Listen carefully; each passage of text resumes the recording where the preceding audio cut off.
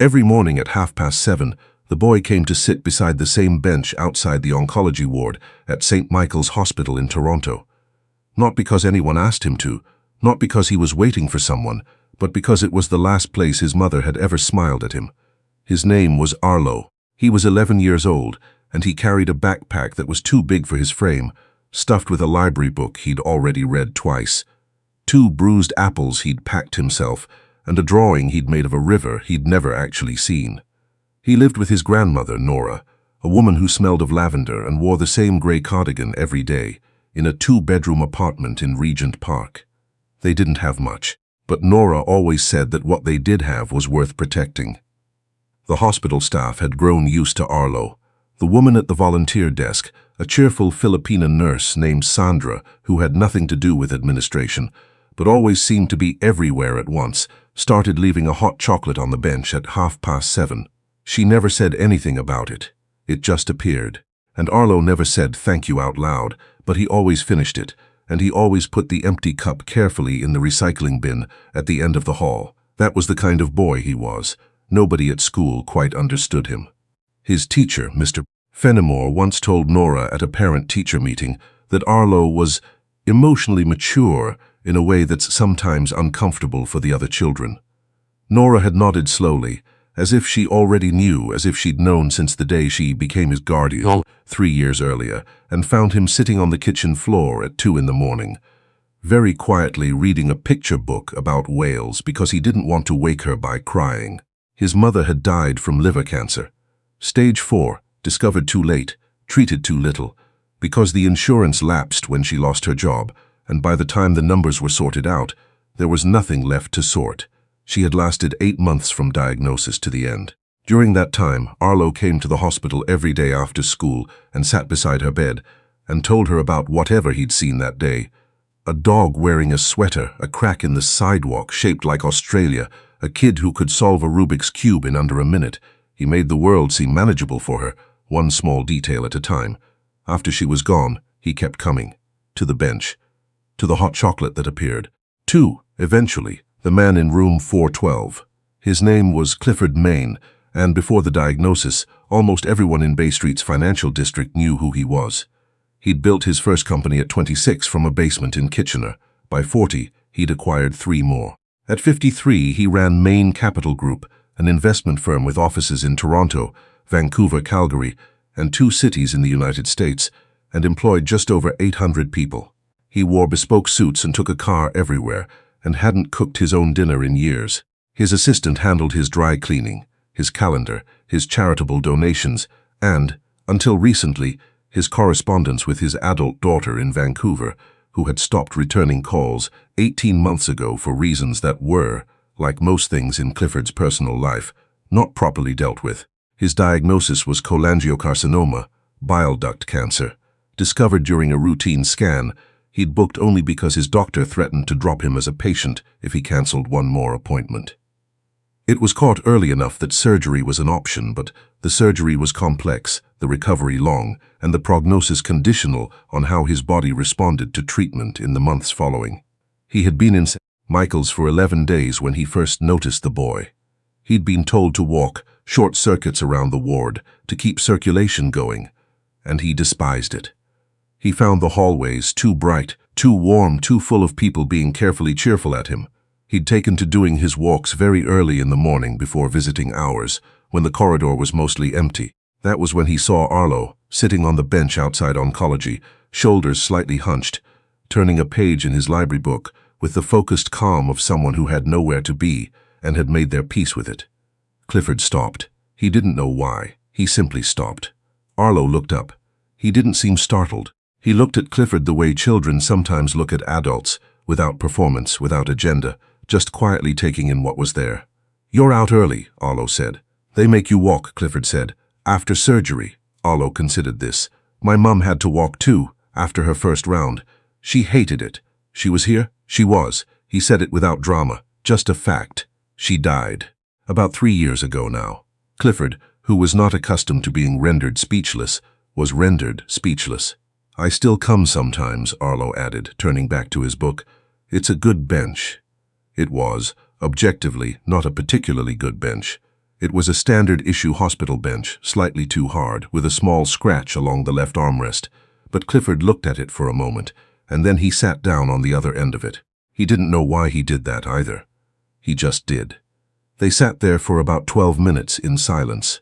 Arlo reading, Clifford watching the light change through the window at the end of the hall, before a nurse appeared to remind Clifford he should be resting. He came back the next morning, and the next. By the third week, it had become a routine neither of them had officially agreed to. Clifford would arrive at the bench at 7:30, sometimes earlier, once he'd started sleeping poorly again, and Arlo would already be there, or would arrive within minutes, and they would sit together. Sometimes they talked, sometimes they didn't. Clifford learned Arlo was in grade 6. His favorite class was science. He wanted to be a marine biologist, which was funny, he said, because he'd never actually seen the ocean.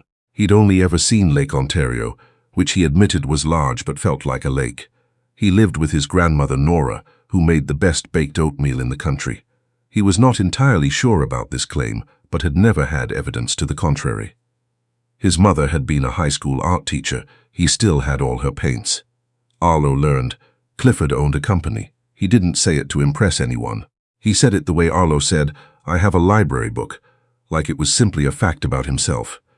He had a daughter named Iris who lived in Vancouver. He hadn't spoken to her properly in about a year and a half. He said this with a flatness that didn't fool Arlo for a second. He liked coffee, the real kind, not the hospital kind, and he'd made his assistant smuggle in a small French press, which he kept in his room with the dignity of a man protecting a secret weapon. He was not a patient person. He was trying to learn to be. One morning, Arlo arrived with one of the bruised apples, sliced, on a small piece of paper towel. Nora's doing, Clifford suspected, though Arlo never confirmed it. Another morning, Clifford's assistant, a precise, quietly harried man named Bernard, arrived with 2 cups of coffee from the good cafe on Bond Street, one of which turned out to be a hot chocolate with a thin dusting of cinnamon on top. Bernard looked briefly alarmed when Arlo took it naturally, said, "Thank you," and went back to his book. Bernard looked at Clifford. Clifford looked at Bernard. Bernard left without further comment. A month into this arrangement, though neither of them called it that, Clifford's treatment plan shifted. His oncologist, Dr. Chen, delivered the news on a Tuesday morning. The surgical margins were clear, which was the good part. The concerning part was a secondary finding, a small lesion in an adjacent structure that warranted further intervention. His recovery was going to be longer and more complicated than initially thought. Clifford sat with this news alone in his room for about an hour. Then he put on his dressing gown and walked to the bench. Arlo wasn't there yet. Clifford sat down, and he looked out the window at the scrubby little courtyard 4 floors below, 2 pigeons, a dry fountain, a bench that nobody used, and he noticed, with an irritation that surprised him, that his eyes were wet. He was not a man who cried. He hadn't cried in, possibly, decades. He had a strong instinct against displays of anything. He was still sitting there, very still, when Arlo arrived at 7:22, dropped his backpack on the floor, and sat down beside him. Arlo didn't say anything for a moment. Then, "Bad news today?" Clifford cleared his throat. "Longer road than expected." Arlo nodded. "My mum had one of those. They'd think they'd sorted something, then there was something else. She used to call them plot twists." He said it carefully, not unkindly. "She said every good story has them. That's a generous interpretation. She was a generous person." The pigeons in the courtyard below shuffled around the dry fountain. One of them pecked at something invisible on the concrete. "I haven't spoken to my daughter in 18 months, Clifford said. He hadn't meant to say it. It came out the way things sometimes do, sideways when you're not looking at them. She stopped answering, or I stopped calling first. Both, probably." He paused. I was not a very present father. I thought providing was the same thing as being there. For a long time, I genuinely believed that." Arlo was quiet for a moment. "Do you still believe it?" "No," Clifford said simply. "Then maybe that's where you start," Arlo said, with the matter-of-fact logic of an 11-year-old who had thought about loss a great deal more than most adults. Clifford looked at him. At this small, serious boy in his too big backpack, with his library book and his apples and his absolute, uncomplicated way of sitting with hard things. Something moved in Clifford's chest that he did not have a vote for, but that felt, distantly, like recognition. It was in the 6th week that Bernard brought the folder to Clifford's room. This was not unusual. Bernard brought folders regularly. Updates, decisions, items requiring signatures. Clifford had been clear that the diagnosis did not change his operational involvement. The company would keep running. He would keep running it, from a hospital bed if necessary. But this folder was different. Inside was a printed record. Not something Clifford had requested. Something Bernard had quietly assembled, because Bernard was, beneath his precision, a deeply thoughtful man. It was a transcript of communications between Clifford's hospital's patient welfare office and the estate of a former patient. 3 years ago, a woman named Claire Beaulieu had been a patient in the oncology ward. She had died from liver cancer. The welfare office had, after her death, flagged her case as one in which administrative delays in insurance processing had affected the timeliness of her care. A formal review had been opened, then quietly closed. Closed, the document noted, because the family, comprising one elderly grandmother and a minor child, had not been in a position to advocate effectively through the proper channels. The minor child, as listed in the file, was Arlo Beaulieu, aged 8 at the time. Clifford read the file 3 times. He sat very still for a long time afterward. Then he called Bernard and asked him to come back in. "How long have you known?" Clifford asked. Bernard was quiet for exactly 2 seconds. "I suspected in the 2nd week. I confirmed it last week, and you didn't say anything. It seemed like something you needed to come to yourself." Clifford looked at him. Bernard looked back. It was, Clifford reflected, somewhat indicting that the most emotionally intelligent person in his life was his 41-year-old assistant. "What do we know about the situation now?" Clifford asked. "The boy and his grandmother." Bernard told him. Nora Beaulieu was 73 years old. She had a small pension and a subsidized apartment. She worked 2 days a week at a community center, running craft workshops for seniors for a modest stipend. She was managing the way people manage when they are very careful and very proud and don't ask for things. But the building she lived in was scheduled for renovation, a project that carried an above-guideline rent increase, and her caseworker had flagged that she was likely to be in difficulty within 8 months. Arlo was doing well in school. He had applied for a summer science program at the University of Toronto, a junior research program for gifted students, and had been accepted. The program cost $1,200. He had not registered because the $1,200 was not available. Clifford listened to all of this without expression. When Bernard finished, Clifford said, "The program registration, close that today, anonymously." He paused. "And I want to speak to a lawyer who handles housing matters. Not our corporate team, someone else." "Of course," Bernard said, and made a note. "And get me a number for Iris." Bernard looked up. It was not quite a look of surprise. Bernard was not a man of dramatic facial expression, but it was close to one. "I have her number. I know you have her number. Get it for me." The call to Iris was the hardest phone call Clifford had made in his adult life, which was significant because he had made phone calls in which he'd told people their divisions were being restructured, their projects cancelled, their contracts terminated. Those calls he had made with the clean certainty of someone who believed the math justified the outcome. This call he made from the bench. He asked the nurses to give him 20 minutes. He sat in the early morning light with the phone in his hand for a full minute before dialing. Iris answered on the 4th ring. Her voice was careful, the careful of someone who has been hurt and has decided to be fair about it anyway. "Dad, Iris." He stopped. He had had something planned to say. Bernard had actually offered to help him draft talking points, which he declined, and then privately regretted. "I'm calling because I'm in the hospital, and I don't say that to alarm you. I say it because I've been thinking a great deal, and I don't want." He stopped again. "I don't want to be the reason there's distance between us anymore." That's what I wanted to say. I know that it was me. I know I made it about the company, about the work, and you deserved better than that, and I'm sorry, Iris. I'm genuinely sorry. There was a silence on the other end that lasted long enough that he began to wonder if the call had dropped. Then, "You're in the hospital." "I was. I'm still an inpatient. I'm doing all right." Another silence, shorter this time. "I didn't know. I know you didn't. I should have told you sooner. I should have told you a lot of things sooner." When Iris finally spoke again, her voice was different, less careful, more tentative. more like the voice he remembered from when she was small, and she'd come to him with things she wasn't sure how to say. "What happened?" he told her. All of it, the diagnosis, the surgery, the complications, the bench, the boy.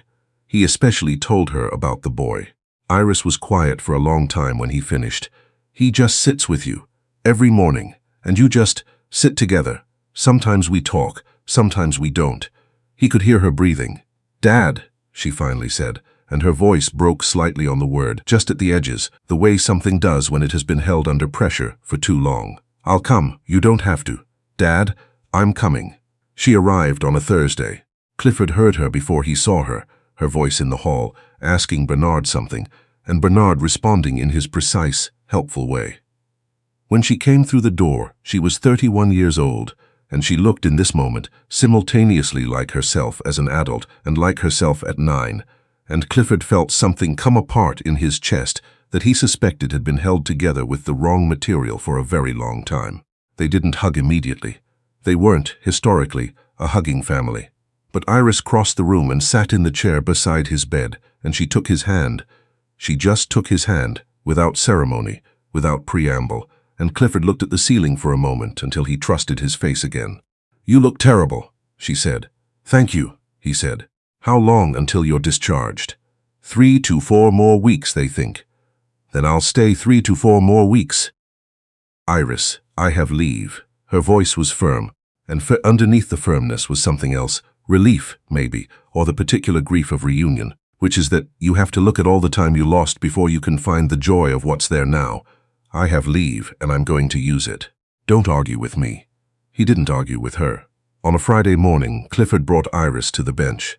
Arlo was already there, as usual, his library book open, a different one now, about deep ocean geology, and his backpack on the floor beside him. He looked up when they arrived. His gaze moved between Clifford and Iris without particular surprise. "This is my daughter," Clifford said. "Iris." Arlo looked at her seriously. "He talks about you." Iris glanced at Clifford. "Does he?" "Not a lot," Arlo said honestly. "But the way he doesn't talk about you, talks about you."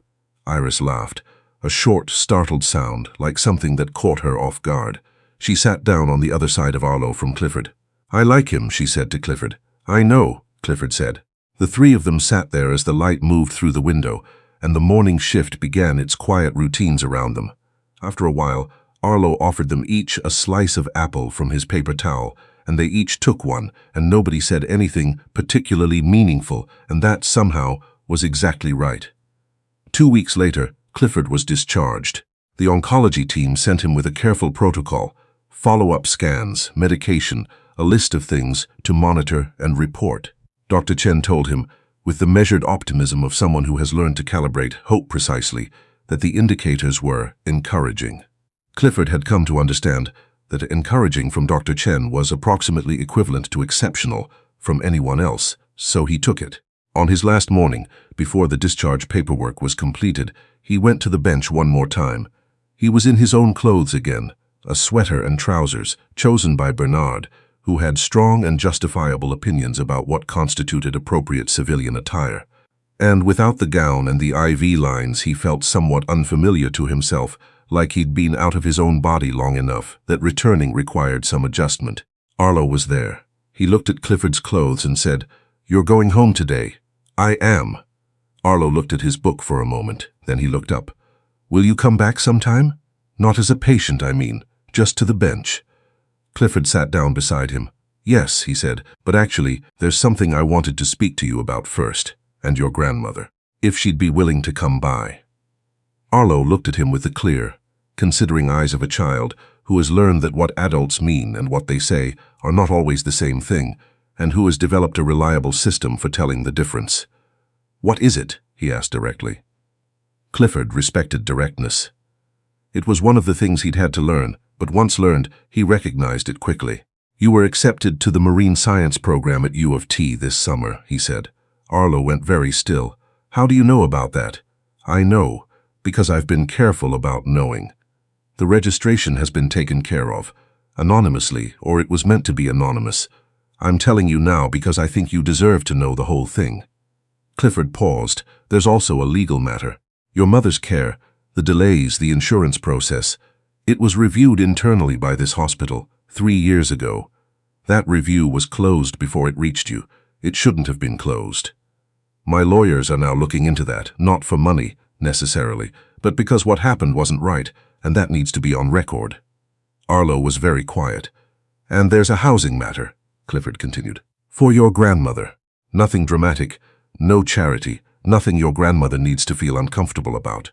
A legal challenge to the rent increase. She has grounds. She simply needed someone to make the call on her behalf. The corridor was quiet around them. Somewhere down the hall, someone laughed at something, a bright, ordinary sound. Why? Arlo said. It was the most important question, and Clifford had prepared for it. Because what happened to your mother shouldn't have happened, and because you came to this bench every morning, and you sat with me, and you helped me, and you didn't do it for any reason except that it was there to do. That's a rare thing, Arlo. That deserves something in return. Arlo was quiet for a long time. He looked at the window. He looked at his book. He looked at his hands. My mum used to say that kindness finds its way back, he said finally. I always thought she meant it philosophically, like a general principle. Maybe she meant it specifically, Clifford said. Arlo looked at him. For a moment his composure slipped slightly, just enough, and he looked like what he was, an 11-year-old boy who had been holding a lot of things together for a very long time. I don't want to cry, he said quietly. That's all right, Clifford said. You don't have to. But Arlo did, just a little, quietly, quickly, with his face turned toward the window. Clifford sat beside him and didn't move away and didn't say anything, which was, he was finding, often the most useful thing you could do. Nora came that afternoon, wearing the gray cardigan, her white hair pinned neatly, her small frame carrying the particular dignity of someone who has lived a long time and chosen carefully what to carry. She sat across from Clifford in a small consultation room that Bernard had arranged. Neutral ground, not a hospital room, not an office, just a table, 4 chairs, afternoon light through a decent-sized window. She listened to everything Clifford said. She asked careful, precise questions. She did not perform gratitude, and she did not perform suspicion, and she did not let herself be overwhelmed, though Clifford could see in the particular steadiness of her gaze that it cost something to stay that still. When he finished, she was quiet for a moment. The program, she said. He applied for that himself. He didn't tell me, because he didn't want me to feel badly about not being able to. She stopped. He's been protecting me, an 11-year-old boy. She shook her head slightly, not in exasperation but in something deeper and harder to name. He's quite extraordinary, Clifford said. He's Claire's boy, Nora said simply. She took a breath and she thanked him, plainly without ceremony, and she said she would need to speak with her own lawyer before she agreed to anything regarding the legal matters, which was exactly the right and proper response, and which Clifford told her was exactly right and proper. At the door she paused. He doesn't have many people, she said, not looking back. Outside of me, he's careful who he lets in. If you mean to be in his life, you should mean it. He doesn't. He can't absorb another person leaving. I understand, Clifford said. She turned and looked at him directly. Do you? He held her gaze. I do. She studied him for a moment longer with the unhurried assessment of a woman who had earned the right to judge character efficiently. Then she gave a small nod, not enthusiastic, but real, and left. In the months that followed, a number of things happened in the patient, ordinary way that important things tend to happen. The legal matter regarding Claire Beaulieu's care was reviewed, formally and properly this time, and the hospital issued an official acknowledgement, not an apology exactly, because institutions rarely do, but something close enough that Nora accepted it and put it in a folder she kept with Claire's other papers. The rent increase was challenged on the grounds Bernard's lawyer identified, successfully, and Nora's apartment remained at its original rate. Arlo attended the marine science program that summer. He came home one evening in August, having spent the day on a research vessel on Lake Ontario with a graduate student who was studying zebra mussel patterns, and he called Clifford on the way back. They had exchanged numbers at some point. Neither of them could remember exactly when, to report that Lake Ontario was, actually, much more interesting when you were looking at it through a water quality sensor. Does it still feel like a lake? Clifford asked. It feels like an inland sea, Arlo corrected, with the pleased precision of someone who has upgraded their understanding of something. Iris came back from Vancouver the following October, and then again in January, and then, in March, she called Clifford to say she was considering a transfer to the Toronto office of her firm, if he thought, and she phrased it carefully, if he thought things were different enough now to make that worth doing. He told her they were. She moved back in May. She met Arlo for the second time at a Sunday brunch at a restaurant on King Street that Clifford had chosen because Nora mentioned she'd always meant to go there but never had. The four of them sat around a table and Arlo ordered the Eggs Benedict and announced that he had looked up marine biology programs at 3 Canadian universities, and Iris, who held a graduate degree in environmental policy, talked with him for 25 minutes about coastal legislation, while Clifford and Nora sat across from each other and drank their coffee and let the conversation happen around them like weather. "You're smiling," Nora observed. "I'm not a man who smiles especially often," Clifford said. "No," Nora agreed, which is why it's worth noting. On a Saturday in October, the first one cool enough to need a proper jacket, Clifford went back to St. Michael's, not as a patient, as he'd promised. He signed in at the volunteer desk. Sandra was there, and she looked at him with the calm recognition of someone who notices everything that happens in a building and chooses carefully what to comment on. "The bench is free," she said.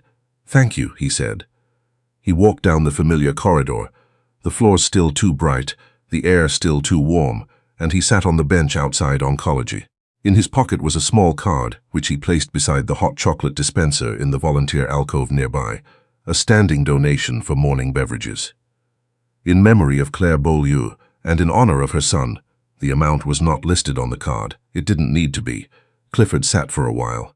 The corridor was quiet in the particular way it gets on Saturday mornings, when the urgent things have either resolved or haven't yet, and the building breathes a little easier. He thought about what Arlo had said, that October morning, months ago now, when Clifford had come to the bench for the first time after bad news, that his mother had called the unexpected turns plot twists, and that every good story had them. He thought Arlo's mother had been right. He thought, if he was being honest with himself, something he was working on, that he had spent 53 years believing that the story was about the company, the deals, the accumulation, the structure he'd built. He understood now that the story had been about something else entirely, and that the plot twist was. There was still time to live it properly. The bench was, he decided, objectively a fine bench. Whatever its imperfections, it had done its work well.